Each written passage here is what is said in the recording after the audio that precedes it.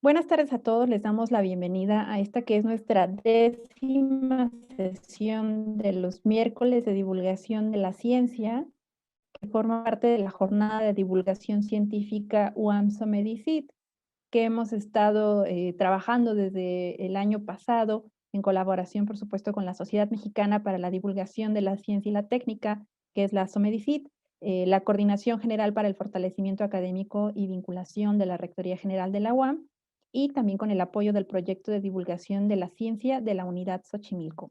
Hoy estamos en nuestra 10ª sesión de estos miércoles de divulgación de la ciencia y el día de hoy tenemos el tema evaluación del impacto de la divulgación de la ciencia. Como cada miércoles tenemos a ponentes con bastante experiencia en temas de divulgación y de comunicación de la ciencia, tanto de la UAM como de la SOMEDICIT. Entonces me voy a permitir presentarles a los ponentes que nos acompañarán el día de hoy. Comenzamos con Paloma Subieta López. Ella es licenciada en Biología Experimental por la UAM Iztapalapa. Fue becaria del Museo de Ciencias Universum y trabajó como profesora durante más de 15 años. En el ILCE formó parte del equipo académico responsable del diseño, implementación y desarrollo de materiales para el nuevo modelo pedagógico de telesecundaria, y además ejerció como editora de la serie de libros del área de ciencias.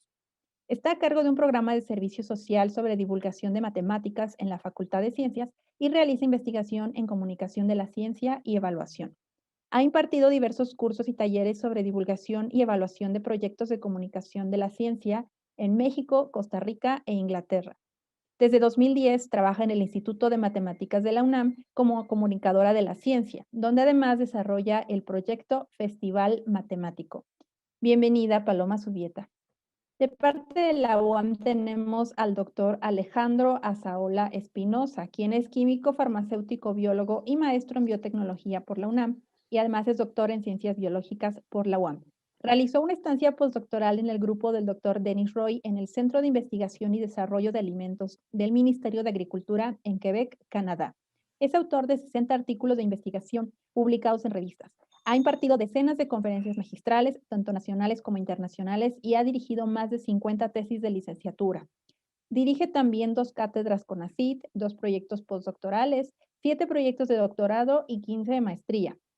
Sus proyectos de investigación son sobre bacterias probióticas, microbiota intestinal humana, animal y de suelos.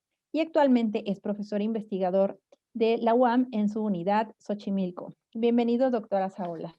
Y finalmente presentamos a Carmen Sánchez Mora, quien es bióloga por la UNAM, maestra en Ecología y Biología Humana por la Universidad de Stanford y doctora en Enseñanza de la Biología por la UNAM. Ha sido asesora de museos nacionales y extranjeros, particularmente en el aspecto educativo. Es pionera en la metodología de trabajo de la educación no formal y de la investigación educativa en México en educación informal. Es autora y coautora de 7 libros de texto, 7 de divulgación de la ciencia y numerosos artículos de divulgación e investigación educativa. Es autora de una obra de teatro para niños y de varios libros sobre ciencia para niños, para docentes de educación preescolar y para jóvenes. Ha impartido numerosos cursos de capacitación para guías de museos y más de 300 conferencias de divulgación. Actualmente se desempeña como coordinadora de la Unidad de Formación en Divulgación de las Ciencias de la UNAM. Bienvenida, doctora Carmen. Y bueno, les explico de manera muy rápida la dinámica que tendremos, que es la misma que hemos tenido en las sesiones anteriores. Como les había comentado, cada ponente tendrá 10 minutos libres para su exposición de ideas en torno al tema de la sesión de hoy. Posteriormente, habrá un espacio para preguntas del público. Aprovecho ahorita para invitar a las personas que ya nos acompañan para irnos dejando sus preguntas o comentarios en el chat que va a estar habilitado durante toda la sesión y sus preguntas dirigidas a los ponentes.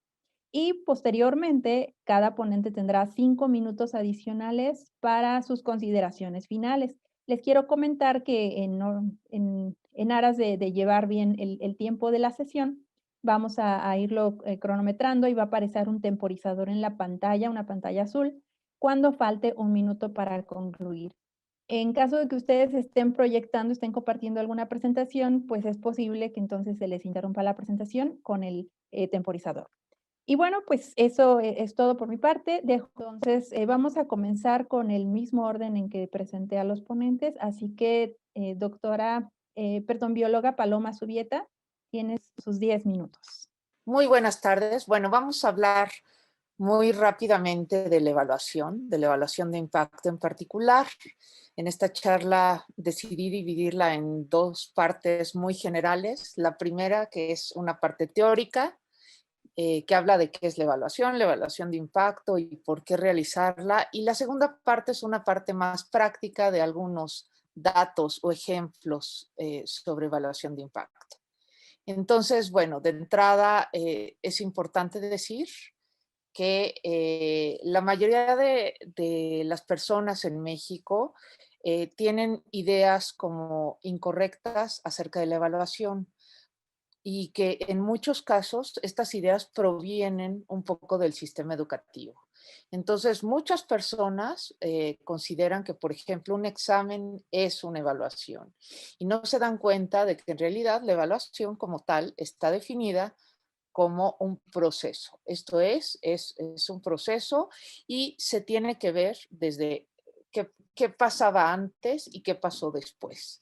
Entonces, en esos términos, en general, pues un examen como tal sería parte de un proceso de evaluación a lo largo de un curso, ¿no? Entonces, bueno, en términos generales, la evaluación en particular se tiene que enfocar pensando en cuáles son los objetivos y cuáles son los resultados. O sea, de alguna manera ver cómo esto cambió. Y finalmente, esto que creo que es algo muy básico, pero en México en general lo olvidamos, es que los objetivos deberían de ser en todos los casos para poder realizar una buena evaluación, específicos, lo más específicos posibles, medibles, alcanzables, realistas y orientados. Esto es lo que el acrónimo en inglés SMART nos recuerda, ¿no? En general, la evaluación de impacto tiene varias características. Una de ellas es que debe de ser sistemática. Esa es, yo creo, una de las más importantes. Debería de ser replicable. Existe, por supuesto, depende del tipo de instrumentos que utilicemos. Pueden ser cuantitativos, cualitativos. Explica o un poco nos dice cómo una actividad es efectiva o no es efectiva y resalta diferentes aspectos que nos pueden interesar. ¿Por qué evaluar? Existen muchísimas razones, pero en términos generales, para determinar qué tanto logramos o no los objetivos, para comprender, en el caso de la divulgación, por ejemplo, al público en cuanto a muchas de sus características, para poder predecir qué estamos, qué va a suceder con las audiencias después de utilizar cierto producto de evaluación y en general, pues para mejorar y ser eficaces en nuestra labor. El impacto es el resultado en cuestiones de divulgación de una actividad o una intervención, ya sea intencional o no, en un individuo o en un grupo de individuos. Y los impactos, ¿sí? Pueden ser positivos, negativos o no existir, ¿no? Entonces, en general, hay una gran variedad de tipos de impacto. Pueden ser aprendizajes, pueden ser cambios en las actitudes que se infieren, pueden referirse a que las personas muestren una mayor curiosidad o interés en un tema determinado, que tengan mejores habilidades o más confianza, etcétera, ¿no? Entonces, bueno, este es como el esquema general de la evaluación de impacto, de la evaluación de impacto, perdón. En la práctica existen diferentes herramientas para la evaluación, ya sea cuantitativa o cualitativa. Aquí he puesto de la cualitativa porque en general las personas del área de ciencias estamos acostumbrados a los métodos cuantitativos, que son numéricos, pero en el caso de los cualitativos solemos un poco cojear de este asunto. Entonces, bueno, aquí he puesto una lista de algunas herramientas que existen y entonces la evaluación cualitativa se refiere a datos que no son numéricos y podrían ser palabras, podrían ser dibujos, podrían ser resultados a partir de una entrevista, un video, en fin, emociones, o sea, pueden ser algunos datos con los que en general no estamos tan familiarizados. En general, las preguntas del área cualitativa podrían ser, y que tienen que ver con el impacto, es cuál sería el rango de experiencias o de respuestas del público ante un determinado producto o ante una determinada actividad, ¿no?, de divulgación. Podríamos también preguntar qué significa o qué implica esta actividad para quien la está diseñando o para quien la está organizando, qué sucede con las personas al final de la experiencia, cómo la experiencia las transformó, cómo las cambió o no las cambió. Entonces, en general, este es el tipo de cosas que se buscan. Yo creo que en México, en particular en divulgación de la ciencia, nos hace falta muchísima evaluación de impacto. O sea, creo que es algo que nos hace mucha falta porque nos permitiría conocer qué tipo de actividades de divulgación son adecuadas, brindan resultados y demás, y son efectivas con el tipo de públicos que tenemos específicamente. Entonces voy a comentar muy rápidamente, porque me quedan como 2 minutos y cacho, algunos resultados del proyecto en el que vengo trabajando en el Instituto de Matemáticas, que se llama Festival Matemático, y que en general llevo a cargo de este proyecto los últimos 10 años, y es una feria de ciencias masiva que se hace en lugares públicos con actividades de matemáticas. Que bueno, supongo aquí todos lo saben, pero en general en México las matemáticas son muy mal vistas. Entonces, el hecho de hacer esta feria grande, pues el primer año que lo hice, que fue en 2010, pues pensábamos que no iba a llegar nadie y resultó que estaba muy equivocada y que llegó muchísima gente. Entonces, nada más para que tengan una idea del tamaño del evento, para quien no lo conozca, el Festival Matemático en la Ciudad de México, a la fecha tiene 9 ediciones en todos estos años, y aquí viene pues la cantidad de público, de aforo, de personas que hemos recibido en cada una de esas ediciones. En general, cuando hablamos de la evaluación de un evento, estaríamos pensando en que en realidad estas pueden ser datos para reflejar el impacto de este evento en particular. Y entonces uno diría, wow, tiene un impacto grandísimo.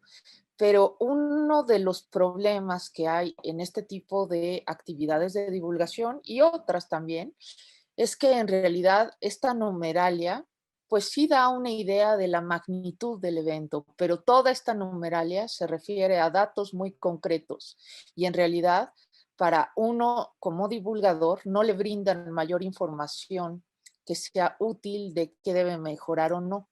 Por eso en el festival hemos ido haciendo un poco de evaluación de impacto. Entonces, en general, le hemos hecho en 3 grandes direcciones, hemos hecho en actividades y hemos encontrado qué actividades funcionan mejor y cómo irlas mejorando. Hemos trabajado también haciendo evaluación de impacto en todos los voluntarios que participan y hemos tratado de ver cómo un evento de este modifica cosas en estos jóvenes. Hemos también utilizado estos datos para ver el público, para estudiar diferentes grupos de público y darnos cuenta de que aunque tenemos un evento masivo, en cada una de las actividades que mostramos hay diferentes, ¿cómo se llama? Hay diferentes eh, públicos a los cuales atender. Y finalmente todo esto también nos ha ayudado para evaluar el proyecto que tenemos, ¿no? Entonces, en términos generales, esas son como las cosas que podría compartirles, ¿no? Gracias, Paloma. Muchísimas gracias por la aportación. Por supuesto que el tema del evento, este festival matemático, por cierto, me puse a indagar ayer sobre él y no solamente lo realizan en la Ciudad de México, sino que tiene algunas sedes en el interior de la República, ¿verdad? Entonces, creo que tienes razón, ¿no? Medir el impacto como tal de eventos así, no solamente tendríamos que ver los números, ¿no? Cuánta gente llegó, cuántas actividades hubo, sino también el impacto en términos cualitativos, como mencionabas, ¿no? Y poderlo realizar. Qué pena, se acabó el tiempo, pero tienes todavía 5 minutos adicionales después para alguna consideración adicional. Muchísimas gracias, Gracias. Paloma. Y bueno, vamos a continuar entonces con el doctor Alejandro Azaola. Doctor, tiene 10 minutos para su presentación. Muchas gracias. Voy a compartir la presentación. Y bueno, buenas tardes. Pues la plática es evaluación del impacto de la divulgación de la ciencia. Me voy a ir un poco a prisa y la verdad es que yo lo acepté con muy baja información de lo que es para mí la evaluación del impacto de la divulgación de la ciencia. O sea, no lo he hecho, pero sin embargo, a partir de la plática me puse un poco a sistematizar. Y primero, pues bueno, yo lo que me pregunté es qué es evaluar. Y como decía también la conferencista que me antecedió, no es una medición del aprendizaje, ¿sí? Sino es aquí realmente un cambio en la conducta, en las actitudes, en las costumbres, habilidades, intereses y expectativas del grupo de los miembros que reciben la información, es decir, de quiénes son los receptores de la información. Y aquí siempre, para que esto pueda funcionar, hay que observar y diferenciar el cambio por lo aprendido o por la información que les puede llegar. Y entonces siempre creo yo que debemos de tener una referencia o un control. El control es cómo iniciamos y el control es cómo terminamos. Y entonces, bueno, aquí yo dije, ¿cómo puedo dar un ejemplo o cómo puedo valorar el cambio para medir el efecto o para medir cuál es cómo puedo evaluar la divulgación? Y entonces, primero que nada, ante todo, lo que dije fue, voy a dar una pequeña charla, muy pequeña, de algo que para todo este grupo que tiene intereses disímbolos, o sea, formaciones diferentes, etcétera, algo que nos es común, y lo que nos es común es qué significa el uso de la mascarilla. Y ha habido durante esta época diferentes comentarios de lo que es la mascarilla, pierdo mi identidad, mi libertad de elegir, una posición política, otros no sirve de nada, afecta mi ideología, para unos no puedo respirar, ¿sí? No tengo idea para qué sirve la mascarilla, y también está un poco este contexto de que es una teoría conspirativa todo esto del virus. Sin embargo, yo lo que tengo que hacer es entender qué es lo que está sucediendo y poderlo medir. En este caso, la OMS ha sugerido el uso de la mascarilla. Sin embargo, ¿a quién le llega esta información? Y lo que yo quiero medir es cómo la información genera cambios. Yo lo que estoy aquí comparando es un poco la información que nos ha hecho llegar casi de puerta en puerta el gobierno de la Ciudad de México para decir, el cubrebocas es nuestra mejor defensa. ¿Cuál es el vehículo que usa la OMS y cuál es el vehículo que se está usando para el gobierno del DF? Pero también yo divulgo el conocimiento científico, y el conocimiento científico tiene antecedentes claros, y los antecedentes es que pueda haberse difundido, que pueda haberse difundido anteriormente, que pueda haber publicado. Entonces, aquí hay un artículo muy interesante que es si las máscaras protegen del COVID-19, reduciendo el inóculo del virus. Y entonces, bueno, siempre se ha visto que el argumento es recomendar las mascarillas para que las personas infectadas no propaguen el coronavirus. Pero ahora resultó que las mascarillas no nada más protegen de que yo expanda el coronavirus, sino para los receptores posibles del coronavirus reduce la carga viral. Entonces vamos a tener con mucha posibilidad una enfermedad más leve o incluso asintomática, ¿sí? Y entonces esto, dicen los autores, podrá generar la inmunidad a nivel comunitario y reducir la propagación del virus. Y su uso puede convertirse en un pilar para el control de la pandemia. Pero, ¿cómo sé si esto es verdad o no es verdad? Entonces, bueno, me fui a dos ejemplos muy claros, dos ciudades muy grandes, reducidas en área, que es la ciudad de Hong Kong y la ciudad de Nueva York. Pero Hong Kong tuvo un problema hace mucho tiempo. En el año de 1968, ¿sí? Una pandemia del virus de 1968 causó alrededor de 1 millón de personas. O sea, en todo el mundo mató 1 millón de personas y en Hong Kong tuvo igualmente un problema altísimo, ¿sí? A partir de ahí, los residentes de Hong Kong tomaron en serio el uso del tapabocas y como parte de esto, en lo que fue la pandemia del SARS en 2003, únicamente perdió la vida 300 personas. Y bueno, ¿qué es lo que pasa? Y lo comparo con otra ciudad, en el caso de Nueva York actualmente. En el caso de Nueva York, lo que yo estoy encontrando es que dejaron en Estados Unidos, el mismo presidente Donald Trump dijo, las mascarillas no son necesarias, no sirven, no hay que usarlas. Y entonces la gente dejó de usarlas y era una posición a veces de partido político, también era una cuestión de tipo ideológica, ¿sí? Pero también había un montón de gente que decía, esto tiene que ver algo con un virus que nos están queriendo implantar. Pero sin embargo vemos qué es lo que pasa en la ciudad de Nueva York con un área relativamente semejante a lo que tiene Hong Kong, con más o menos la misma población, y vemos que en Estados Unidos, en la ciudad de Nueva York, hay 541,000 casos de personas reportadas con coronavirus y 6,453 muertes. Sin embargo, ¿qué fue lo que pasó en Hong Kong? En una población que tiene que usar el tapabocas. Entonces, en Hong Kong hubo 9,664 casos con 163 muertos. Entonces, si comparamos lo que pasa en Nueva York y comparamos la cantidad de casos y la cantidad de muertes, vemos que algo tuvo que ver el uso del tapabocas. Y entonces así es como yo puedo evaluar la información de lo que me está llegando. O sea, cómo estaba antes y cómo estaba después. Esto es con un caso muy general. Y bueno, ¿cómo puedo entonces evaluar mi experiencia? Y aquí, pues es porque es lo único que tengo, o sea, no tengo más herramientas para poder difundir. Yo tengo un problema grave para decir cuál es el impacto. Entonces he dado varias pláticas de divulgación de la ciencia en mi área de conocimiento. Y bueno, hay una que siempre me gustó mucho y que la di en el año de 1990. Sin embargo, al poco tiempo llegó un alumno y me dijo, a mí me gustó mucho su plática que usted dio y quiero venirme a trabajar con usted.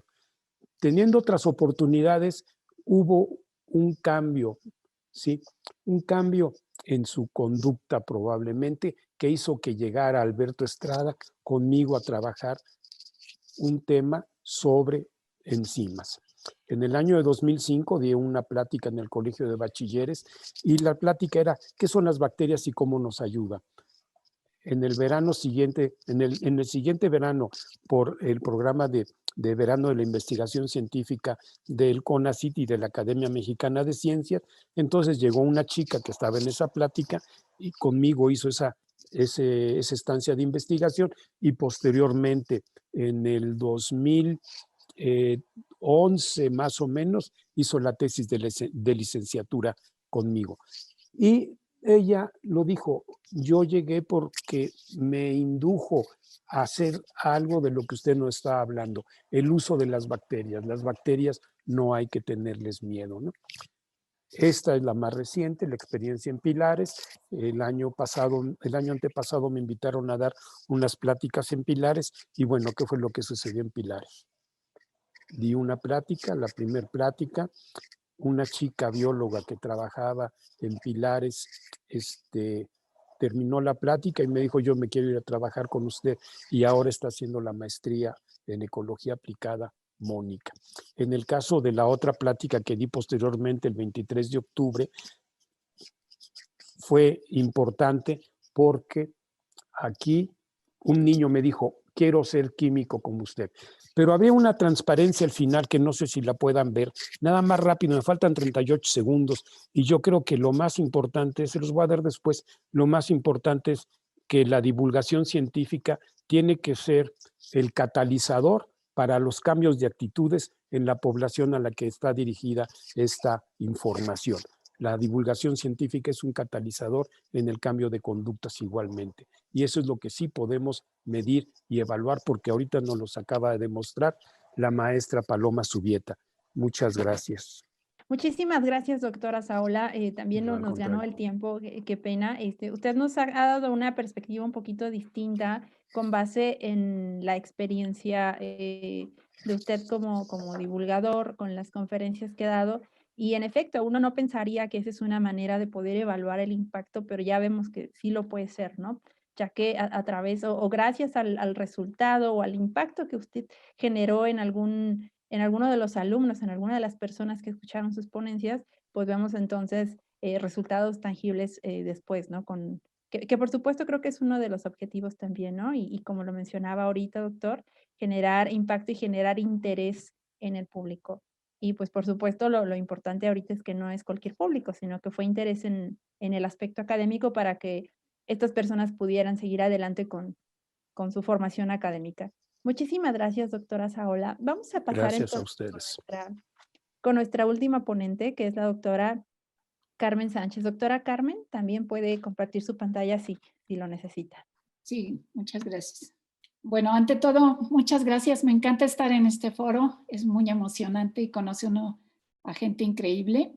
Yo, al ser la última que presento, pues voy a tomar ya muchas cosas que dijeron mis antecesores y voy a comenzar tomando algunas cosas que dijo Paloma, sobre todo respecto a que la definición de impacto implica de manera general registrar el efecto de una cierta acción. ¿Y cuál sería la evaluación del impacto en la divulgación de la ciencia? Pues para mí es muy importante el efecto que ésta tiene en cualquiera de sus modalidades sobre quien recibe los eventos de divulgación, ya sea si comprenden el mensaje, lo que nos decía el doctor Azaola, el involucramiento de la gente, si puedo provocar interés, generar vocaciones, también ya se dieron ejemplos muy bonitos, cambios conductuales en actitudes, etc. Muchos medios de comunicación de la ciencia consideran que el impacto de la comunicación de la ciencia, finalmente, lo que deberíamos buscar es saber si impacta en la cultura científica de quien recibe estas acciones. Pero esto va a depender, muy importantemente, entre la relación que se establece entre quien emite los mensajes de la divulgación y el público, y lo que tanto los que lo emiten, ya lo dijo Paloma, como los que lo reciben, lo que estén buscando de esas acciones o de esa participación. Yo considero que para evaluar un camino, evaluar este impacto, requeriría una visión estructurada de cuáles son los objetivos y las intenciones de la comunicación pública de la ciencia, y desde ahí voy a hacer mi presentación. Así que voy a reflexionar sobre algunos aspectos que afectan la evaluación del impacto. Como dicen por allí, de metodología ni hablamos, ese es otro rollo. Solo voy a hablar de las partes generales. Entonces, les voy a proponer lo siguiente. Supongamos que yo tengo un eje que no es numérico, donde tengo al público, aquí lo pueden ver, en dos extremos. El público masivo y el público considerando a cada individuo. en una escala, en una gradación que no es mejor uno ni otro, sino simplemente son dos estados, desde muy masivo hasta muy individual. Y por otro lado, tengo los efectos que mis eventos de divulgación van a generar. Por un lado, tengo lo que se llama en la literatura un aprendizaje informal lúdico. Simplemente por estar allí presente, por tener contacto con el evento de divulgación, yo me voy a llevar un aprendizaje grande, chiquito, profundo, superficial y muy lúdico. Ese es uno de los extremos en cuanto a los efectos de la divulgación. En el otro extremo me llevo un aprendizaje informal significativo, es decir, introyectado, unido a mis necesidades, a mis conocimientos y a mis antecedentes. Del cruce de estos ejes, yo puedo obtener 4 cuadrantes. Si yo considero al público masivo y que este público la va a ir a pasar bien, en otras palabras, va a tener un aprendizaje informal lúdico, parte de lo que nos presentó ya Paloma, el objetivo de mi evento de divulgación va a ser simplemente, no pretendo más que decirles, chavos o público, la ciencia existe. Si yo en cambio considero a los individuos en sus necesidades y en sus requerimientos, pero yo quiero que se diviertan, lo que voy a buscar como objetivo de mis actividades de divulgación es atraer, que la gente diga, ah, qué atractivo es esto. Si yo, por otro lado, estoy considerando al público masivo nuevamente, pero sí quiero que se lleve algo de aprendizaje más a fondo, el objetivo de la divulgación será mostrar que la ciencia es interesante. Y si por otro lado me estoy preocupando por el individuo y porque se lleve algo que necesita a su medida, lo que estoy buscando es que el individuo vea que la ciencia es parte de su identidad, como nos decía el doctor Azaola, que tome una decisión, por ejemplo, en el caso del uso del cubrebocas. Vamos a hablar de cada uno de estos cuadrantes rápidamente. El primer cuadrante, recordarán ustedes que es un público masivo y en el que yo estoy buscando un aprendizaje informal lúdico. Esto es típico de las ferias de ciencias. Esta es una feria de astronomía. Y aquí podemos ver que la divulgación o comunicación que se hace en estos casos es más bien festiva y lúdica, y la evaluación, pues no puedo pretender más que cuando mucho ver cuál es el número de asistentes, que a mí me parece un registro muy importante. ¿Por qué? Porque lo que estoy buscando con esos eventos es acercar, jalar, hacer que la gente esté presente. Si yo me voy al siguiente cuadrante, que también Paloma nos presentaba algunos eventos dentro de esta gran feria, como son los talleres, aquí lo que estoy buscando es ese aprendizaje informal lúdico, pero en cada uno de los individuos. Y allí, en este caso, sí puedo, haciendo comunicación de la ciencia con materiales lúdicos o didácticos, puedo hacer encuestas, de entrevistas, platicar con los presentes, pero sin olvidar que aquí el impacto que yo quiero causar es divertir. Divertir en el sentido más amplio, donde hay un aprendizaje detrás. Por otro lado, recuerden que hay otro cuadrante más, donde yo estoy considerando al público de manera masiva, pero estoy queriendo que aprenda algo, que se lleve algo, como sucede en conferencias, demostraciones, sobre todo las que se llaman conferencias interactivas, donde hay participación del público. Y aquí lo que yo estoy buscando es una comunicación masiva, pero para públicos específicos. Recuerden que aquí mi objetivo es mostrar que la ciencia es interesante. ¿Y cómo voy a hacer la evaluación dentro de este cuadrante? Utilizando muchas metodologías, contando el número de usuarios, pero acercándome a ellos, viendo qué tantas veces preguntan, qué preguntan, poniéndoles breves cuestionarios, etcétera. ¿Por qué? Porque dentro de este cuadrante, para lograr este objetivo de mostrar que la ciencia es interesante, me interesa informar, pero informar adecuadamente. Vámonos al cuarto cuadrante, en donde me está interesando cada individuo participante en un evento de divulgación y me está interesando que se lleve algo. Y ese algo que se va a llevar es según lo que necesita, lo que le interesa, lo que lo trajo aquí, lo que lo motiva, lo que quiere saber, lo que le interesa, lo que le preocupa. Y en ese caso, la comunicación de la ciencia es lo que se llama cara a cara, a las necesidades de cada quien. Aquí intervienen mucho los mediadores, los guías, y la gente que está actuando con el público directamente. Y aquí, ¿cómo le hago para medir lo que está sucediendo, ese impacto? Pues aquí es la pregunta de los 64,000 pesos que todos los divulgadores de la ciencia nos hacemos. ¿Qué metodologías son las más adecuadas para saber si en un evento de divulgación que no es coercitivo y no es obligatorio, el individuo se está llevando algo según sus necesidades? Problema enorme, porque cada individuo tiene necesidades diferentes. Entonces, nuestros métodos de medición de impacto son casi personales. Y aquí no se nos olvide que el impacto de nuestras actividades en este cuarto cuadrante son de encauzar.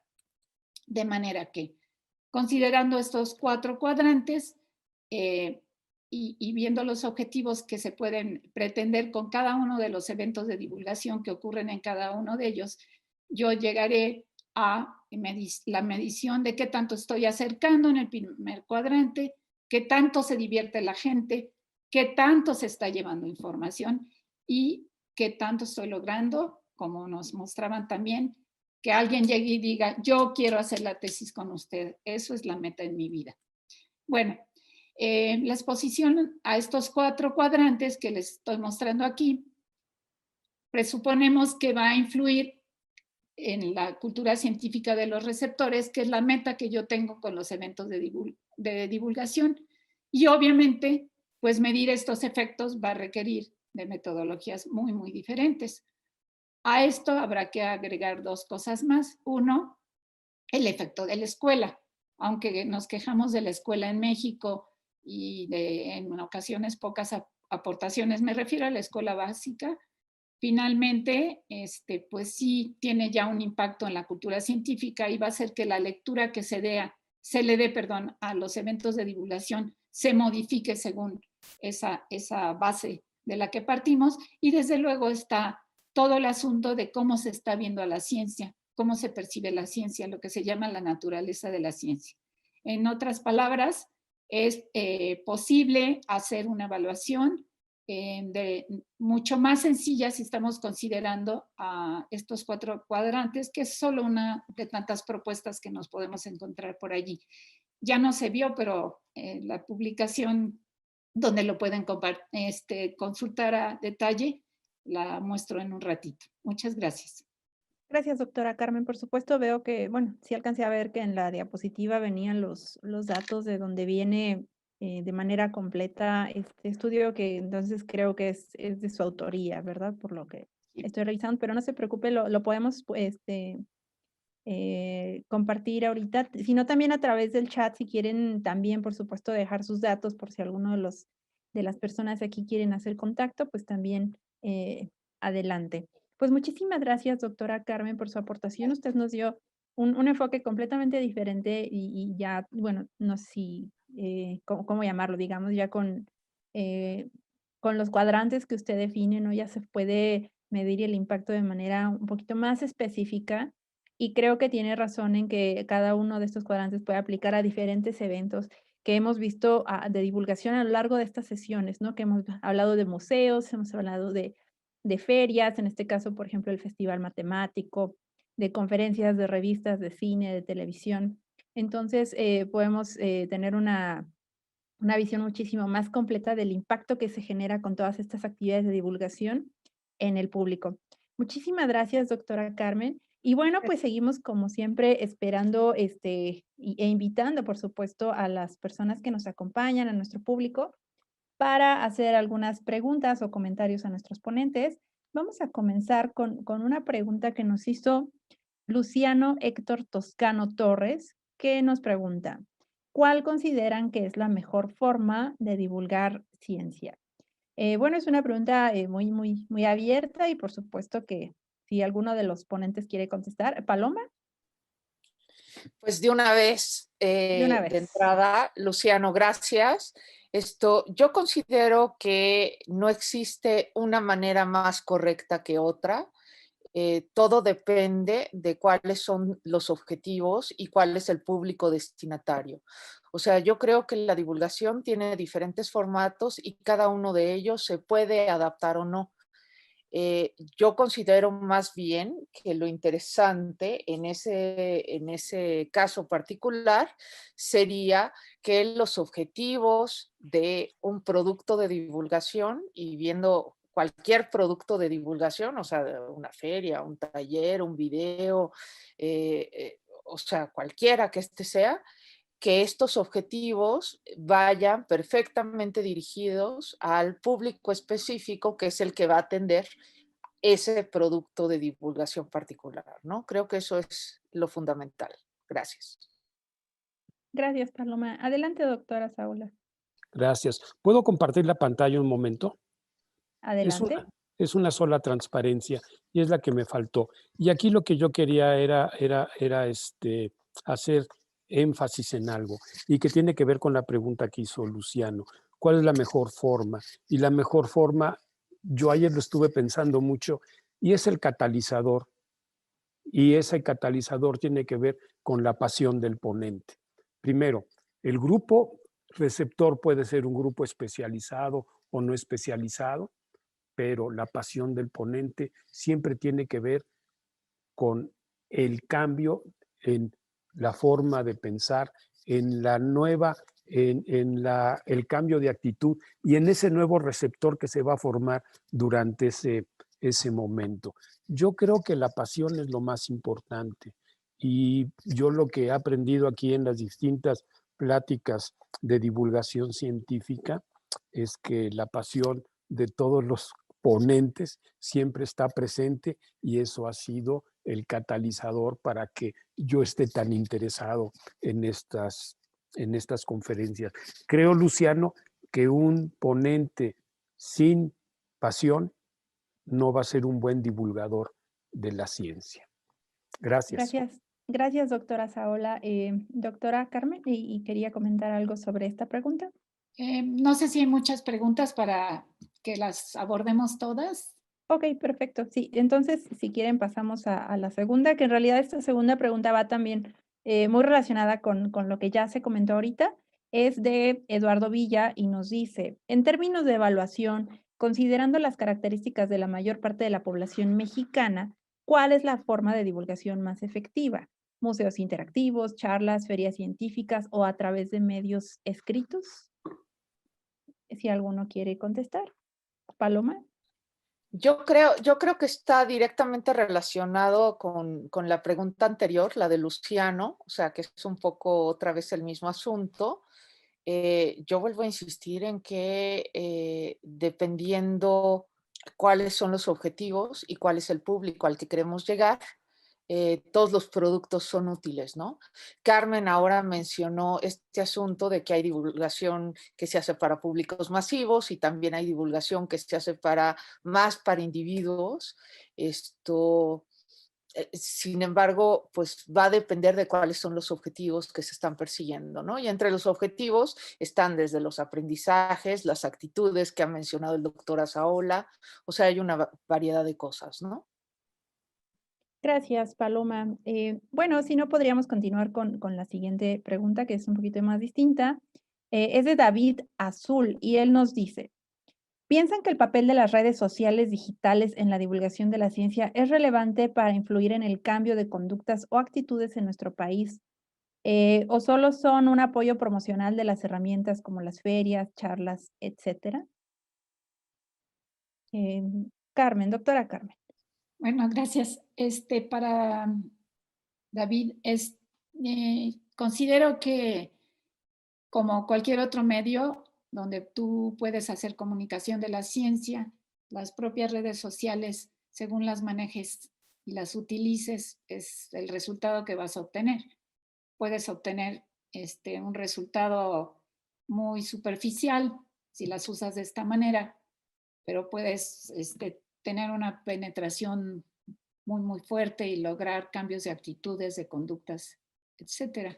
Entonces, más bien no es que las redes sociales funcionen o no funcionen para estos menesteres, sino depende mucho de la forma en que sean utilizadas. Gracias, doctora Carmen. Adelante, doctora Saula. Gracias. Ayer, antier, perdón, un amigo del Instituto de Ecología de Jalapa me mandó un mensaje y me comentaba si yo le podía responder una pregunta de un trabajo que están haciendo, y era el impacto de las redes sociales en la conservación de la biodiversidad. Y en una plática pequeña con otras personas, lo que estuvimos analizando es cuál es el papel bueno, cómo utiliza la gente las redes sociales. Y entonces eso es lo que tiene que ver con lo que la gente usa de las redes sociales, porque las puede usar las redes sociales para buscar información o puede usar las redes sociales para buscar meramente, voy a decir una palabra que no me gusta mucho, pero es el chisme. Entonces, todo depende del público al que se le haga la pregunta y que el público tenga cierto grado de especialización o de interés. Eso es lo importante, ¿no? Las redes sociales creo que son bien importantes. Gracias, doctora Saola. Si alguien gusta comentar algo más, si no, pasamos a la última pregunta, que es de Ana Claudia Nepote González. Muchas felicidades a los panelistas y al doctor Azaola. Y su pregunta es, ¿cómo evaluar actividades virtuales y a distancia de divulgación de la ciencia? Adelante, Paloma. Bueno, yo creo que está conectada con la respuesta anterior, con la respuesta que se acaba de dar a David, que dieron tanto Carmen como el doctor Azaola. De entrada, las redes sociales permiten hacer una captura de una serie de métricas que dan una idea de cómo está esto, de cómo está funcionando una actividad particular. Entonces, en términos generales, lo que hay que tratar de hacer es tener un antes y un después del evento virtual, de la intervención. Entonces, por un lado, este antes y este después se podría generar directamente a partir de las métricas que tienen páginas como Twitter, Facebook, etcétera. Esa es una manera. Y otra manera, bueno, podría ser incluso a partir, digo, Carmen mencionó, por ejemplo, los cuestionarios. Se pueden realizar muy breves cuestionarios a distancia. Existen herramientas en línea que sirven para hacer, por ejemplo, nubes de palabras, que pueden dar ejemplos de asociaciones que tiene el público con diferentes conceptos o con diferentes ideas que se van a presentar como parte de una actividad de divulgación. Entonces, creo que es relativamente fácil. Lo que pasa es que es distinto a lo que en general estamos acostumbrados, ¿no? Yo creo, eh, entonces hay que buscar, hola Ana Claudia, y qué gusto que estés aquí. Entonces, habría que buscar otra manera de hacerlos participar. Hay una herramienta que se llama, es que estoy buscando cómo se llama, Metro algo. Menti. Ahora, gracias, exactamente, en donde puedes hacer estos diagnósticos en línea, las personas participan y se va viendo en línea cómo las personas van reaccionando. Y es algo que en general al público le llama mucho la atención y le entusiasma ver los resultados. Entonces es una manera de realizarlo. Gracias. Gracias, Paloma. ¿Alguien más quiere contestar a esta pregunta de cómo evaluar actividades en línea? Adelante, doctora Carmen. Gracias. Bueno, yo tengo un ejemplo muy particular y recién salido del horno. Hice con unas compañeras una investigación en línea utilizando celular sobre las conductas del público mexicano, una población muy, muy grande. Está publicado, a quien le interese le puedo dar la cita en la revista Prisma, una revista española. Y hicimos con un método que se llama SurveyMonkey, que todo el mundo conoce, levantamos una encuesta gigantesca para ver las conductas en muchos de las recomendaciones que se hicieron al principio de la pandemia. Obtuvimos muchísimos datos gracias a esta herramienta. Y esto lo voy a unir con la pregunta que se estaba haciendo antes, porque creo que es interesante que encontramos en esta encuesta gigantesca que mientras más escolaridad en los mexicanos, mayor es la consulta de material especializado, eso es obvio, y mientras menos escolaridad hay, lo que se consulta para informarse sobre las conductas a seguir o las recomendaciones son redes sociales, y ahí sí voy a robarle la palabra que no le gusta al doctor Azaola, con chismes. Entonces, bueno, eso nos da una fotografía muy, muy interesante de la sociedad mexicana. Gracias. Muchas gracias, doctora Carmen. Por supuesto, sí, de hecho, pues, nos están pidiendo acá si nos pueden compartir la cita de esta herramienta. Pueden usar el chat para dejar ahí alguna información. También estoy dejando acá la plataforma que se mencionó ahorita, que es Menti o Mentimeter, no sé en realidad cuál es el nombre, que nos mencionaba ahorita Paloma, que de hecho a mí también ya me ha tocado no que yo la imparta, pero sí en algunos talleres y cursos sí la mencionan y es como muy interactiva. Entonces, de momento igual y puede funcionar. Muchísimas gracias a los ponentes, por supuesto, por resolver algunas de las preguntas que nos hace amablemente el público. Mentimeter, así es. Y bueno, pues entonces vamos a cerrar entonces con la etapa de conclusiones. Como les había comentado, cada uno tendrá 5 minutos adicionales para sus consideraciones finales en torno al tema del día de hoy. Vamos a comenzar entonces con el mismo orden que estábamos. Entonces, adelante, Paloma Zubieta. Ok, muchas gracias. Primero que nada, bueno, quiero aprovechar y agradecer a la UAM y a la SUMEDICIT por haberme invitado a este evento. En particular, bueno, gracias a Nemesio, que está por aquí. Es un placer estar aquí con ustedes, ¿no? Y compartir con Carmen y con el doctor Azaola es interesante y es un honor. Entonces, muchísimas gracias. Yo creo que el doctor Azaola llamó la atención sobre una parte que es indispensable y Carmen lo hizo en otro sentido y me parece importante que consideremos ambas. Creo que la divulgación está cerca o hay una línea divisoria muy tenue en ciertas áreas de la divulgación y la educación. Esto es, hay áreas de la divulgación que se asemejan a la parte de educación no formal. Entonces, de entrada, en un país como el nuestro, creo que hay que tener mucha claridad en que la divulgación contribuye con una serie de cuestiones importantes, con aprendizajes y con, voy a decirlo así, tal cual, bachea problemas que va dejando la educación formal, ¿no? O sea, la divulgación tiene un papel esencial en ese sentido. Y en el otro sentido, creo que el doctor Azaola acierta diciendo esto de las actitudes. Yo, de hecho, creo que una de las contribuciones esenciales que hacemos desde la divulgación, y al menos lo entiendo así para el Festival Matemático, es en cuanto a las actitudes que tienen los públicos hacia, por ejemplo, las matemáticas, en mi caso, ¿no?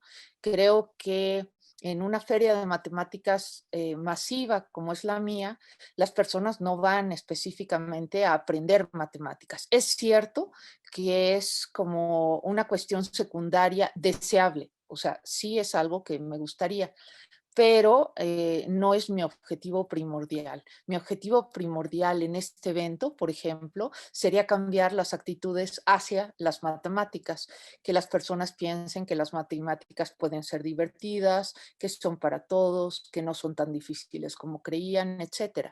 Y además, pues que se lleven cosas de curiosidad, de inquietud, que descubran que las matemáticas son diferentes a las que ellos imaginaban. Entonces, en ese sentido, creo que la evaluación de diferentes, de todos estos productos de divulgación es vital y es importantísima para la divulgación en México, ¿no? Porque necesitamos saber qué funciona y cómo funciona. Y porque además, en general, en este momento ya hay una masa crítica de divulgadores importante en el país. Se está haciendo divulgación en todo el país. Entonces tendríamos que saber cuáles son las estrategias que funcionan. Incluso para asignar recursos o para aplicar estrategias.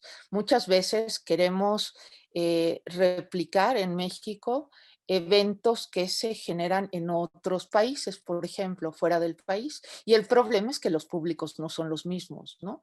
Entonces, la evaluación puede dar una idea fundamental de cómo está el mapa de cosas y de para qué están funcionando o no ciertos esfuerzos, porque hay que tratar de sacarle el mejor partido a cada esfuerzo, ¿no? Entonces, bueno, esa es como la idea que a mí me parece importante transmitir. Gracias. Gracias, Paloma. Muchísimas gracias por su intervención y, por supuesto, por tu participación con nosotros. Vamos a continuar con el doctor Azaola. Doctor, tiene 5 minutos para sus conclusiones. Gracias. Hace rato no agradecí la invitación porque sabía que no me iban a alcanzar, o sea, escasamente me iban a alcanzar los 10 minutos.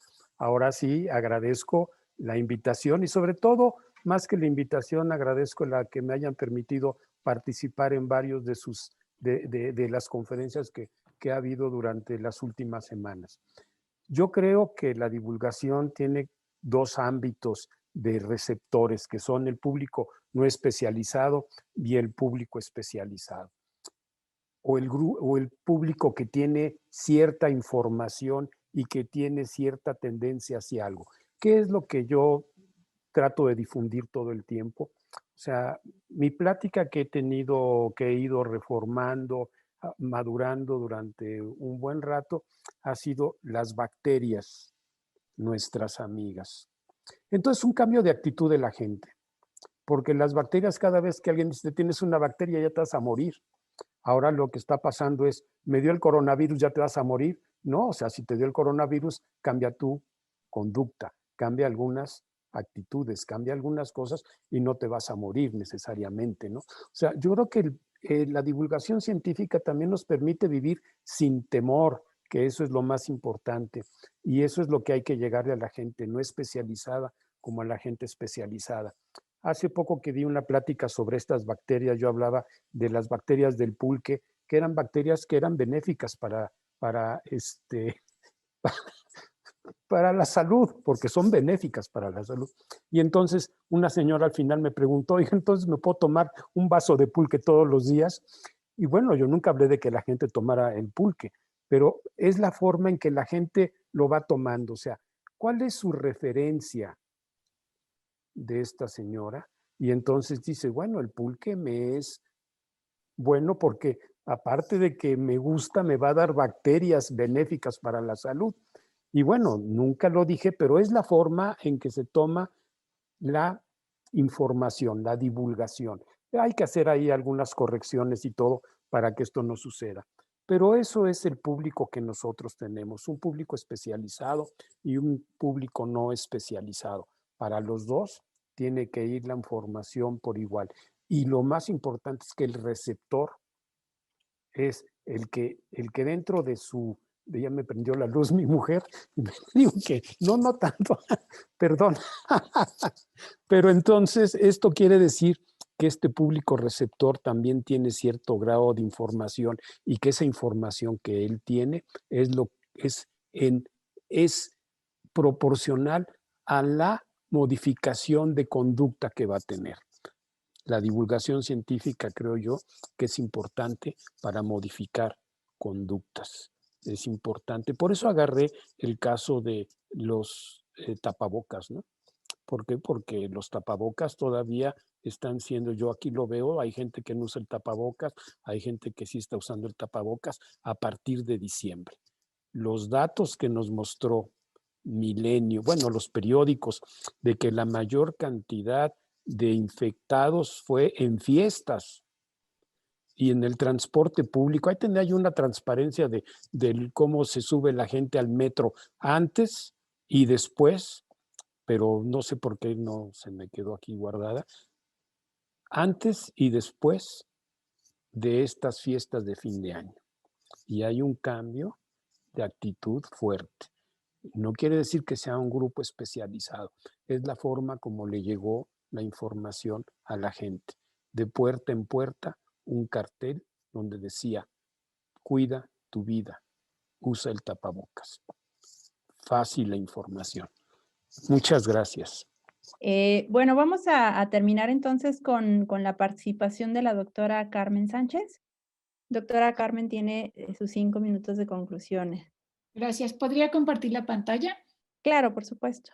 Bueno, justamente donde me quedé, algunas personas me han mandado un mensajito de dónde está publicado lo que presenté hoy, y está en el Journal of Science Communication del 2016. Y no venía yo preparada. No, la verdad es que ya no me dio tiempo de hablar de mis conclusiones, pero caen muy bien para lo que ahorita se requiere. Me gustaría dejar muy claro que la medición del impacto de la comunicación pública de la ciencia es un campo nuevo, pero que requiere estar todo el tiempo investigándolo. Y como mencionó en algún momento Paloma, implica que tengamos muy claros los objetivos y los efectos que queremos lograr. Que sepamos cuáles son las intenciones que están buscando los medios y lo que los receptores de estos eventos de divulgación están buscando. Solo con esas componentes vamos a poder lograr saber si estamos pudiendo impactar en la manera en que estamos pensándolo. Existen muchísimas formas de enfocar el registro del impacto. Desde los ponentes, los medios, los receptores. Aquí ya se ha hablado de numerosas componentes de todo este sistema complejo. Depende qué estamos persiguiendo con la investigación y con esta medición del impacto. Lo que yo les presenté ahora está muy dirigido a saber el tamaño del público y la pretensión de los medios, pero hay muchísimas otras formas de enfocar esto, no es la única, es más bien una de las muchas posibilidades. Pero me gustaría cerrar diciendo que finalmente lo que perseguiríamos los comunicadores de la ciencia es lograr medidas de impacto a través de indicadores. O sea, cuando nosotros podamos transformar todas estas mediciones de si cambiamos la conducta, de si somos simpáticos, de si somos claros, de si aprende la gente informalmente, esa sería otra conferencia, de si aprende la gente informalmente, de si se divierte, todo eso que metimos en esta olla en la tarde de hoy, debería de estar enfocado a lo que se llama medición de indicadores, porque la medición, los indicadores, perdón, nos van a permitir reflejar el impacto, pero en unas medidas comparables, para que nosotros podamos decir, las conferencias hechas de tal forma aquí en España, en Estados Unidos y en Guadalajara, funcionan para este objetivo, es porque tienen un indicador medible que me permite hacer comparaciones. Mientras no tengamos esa forma de evaluar el impacto a través de indicadores, pues vamos a seguir diciendo, pues este es mejor, creo que esta funciona más, se va por aquí, se va por allá, pero pues la labor que tenemos encima a todos los que nos interesa esta rama de la investigación es enorme, porque se empiezan a tener indicadores en los museos y centros de ciencia, pero en el resto de los medios, pues mucha de la medición que se hace, sobre todo los medios escritos, es a través de cuántas veces te menciona el periódico, cuántos artículos de investigación o de ciencia salen, cuántas infografías se ponen, pero no tenemos sistemas comparativos. Entonces, pues esa es nuestra tirada al fin, poder tener indicadores que nos permitan realmente compararnos y saber si la estamos haciendo bien o si nos regresamos. Muchas gracias. Gracias, doctora Carmen. Un placer escucharla. Ya es la segunda vez que la tenemos con nosotros en estas sesiones. Esperamos que no sea la última también para los demás ponentes. Y pues bueno, ha sido una charla muy interesante, como las sesiones anteriores también han sido. Cada sesión vamos aprendiendo algo nuevo, personalmente yo también lo digo, y lo pueden también podemos también medir el impacto de estas sesiones, porque al menos yo sí estoy aprendiendo cosas nuevas cada semana. Muchísimas gracias a todos los que nos acompañan. Y bueno, déjenme compartir aquí la pantalla ahora yo, ya que queremos hacerles entrega, bueno, virtual en este momento de unas constancias de participación que preparamos para ustedes. Se las voy a leer. La Universidad Autónoma Metropolitana y la Sociedad Mexicana para la Divulgación de la Ciencia y la Técnica, AC, otorgan la presente constancia a la bióloga experimental, Paloma Zubieta López, por su participación como ponente en la 10ª sesión de la Jornada de Divulgación Científica UAMSO Medicit, miércoles de divulgación de la ciencia, con el tema Evaluación del impacto de la divulgación de la ciencia. Firman el doctor Joaquín Flores Méndez, quien es el coordinador general para el fortalecimiento académico y vinculación de la UAM, y el doctor Ernesto Márquez Nerey, presidente del Consejo Directivo de la SOMEDICIT 2020-2022, Ciudad de México, 20 de enero del 2021. Muchísimas gracias para bióloga Paloma Zubieta. También tenemos la constancia, déjenme, perdón. La misma constancia también para el doctor Alejandro Azaola Espinosa y finalmente para la doctora Carmen Sánchez Mora. Muchísimas gracias a nuestros ponentes por haber aceptado participar en estos miércoles de divulgación de la ciencia que estamos haciendo desde el año pasado y que vamos a continuar durante todavía más miércoles. Así que aprovecho también para invitar a las personas que nos acompañan y también, por supuesto, a los ponentes a que compartan este evento. Ahorita les estoy dejando en el chat el enlace, que es el mismo enlace que hemos estado difundiendo en los carteles, para que compartan este evento con colegas, con sus redes y demás, y se pueda volver una red un poco más grande, porque recuerden que esta es una iniciativa que estamos haciendo desde la Rectoría General para el tema de divulgación de la ciencia. Así que muchas gracias a todos. No me resta más que dejarles aquí el cartelito para la siguiente sesión, que va a ser el próximo miércoles 27 de enero, misma hora, 17 horas, y el tema de esa sesión será las redes sociales y la comunicación de la ciencia, que ya hoy ahorita en la parte final se trató un poquito sobre este tema de las redes sociales y bueno, vamos a tener una sesión específica para ello para el próximo miércoles. Así que muchísimas gracias a todos por habernos acompañado. Les dejamos ahí el enlace. Recuerden que ya se pueden empezar a registrar y un día antes les mandamos los datos para conectarse vía Zoom. Muchísimas gracias a todos y muy buenas tardes.